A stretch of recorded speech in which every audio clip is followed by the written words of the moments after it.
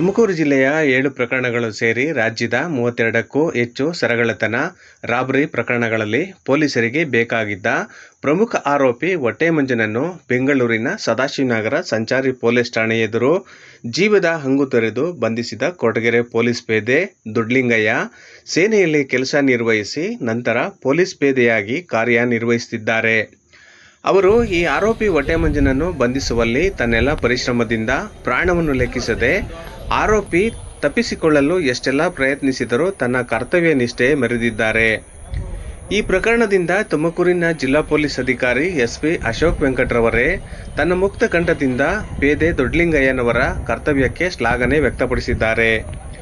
ಇಂತಹ ಕರ್ತವ್ಯ ಪೊಲೀಸ್ ನಿಷ್ಠೆಗೆ ದೊಡ್ಡಲಿಂಗಯ್ಯ ಮತ್ತು ಮೋಹನ್ ಅವರುಗಳನ್ನು ಕೌಶಲ್ಯ ಅಭಿವೃದ್ಧಿ ನಿಗಮದ ಮಾಜಿ ಅಧ್ಯಕ್ಷ ಹಾಗೂ ಕೆಪಿಸಿಸಿ ಉಪಾಧ್ಯಕ್ಷ ಮುರಳೀಧರ್ ಹಾಲಪ್ಪ ಆತ್ಮೀಯವಾಗಿ ಸನ್ಮಾನಿಸಿ ಇವರನ್ನು ಪ್ರಶಂಸಿಸಿರುವುದು ವಿಶೇಷತೆಯೇ ಸರಿ. ಇವರ ಸನ್ಮಾನವು ಹೊಟ್ಟೆಮಂಜನಂತಹ ಇನ್ನೂ ಅನೇಕ ಕ್ರಿಮಿಗಳನ್ನು ಬಂಧಿಸಲು ಜಿಲ್ಲೆ ಮತ್ತು ರಾಜ್ಯಕ್ಕೆ ಪ್ರೋತ್ಸಾಹ ಹಾಗೂ ಉತ್ಸಾಹ ಹೆಚ್ಚಿಸಿ ಮಾದರಿಯಾಗಲಿ ಎಂದಿದ್ದಾರೆ.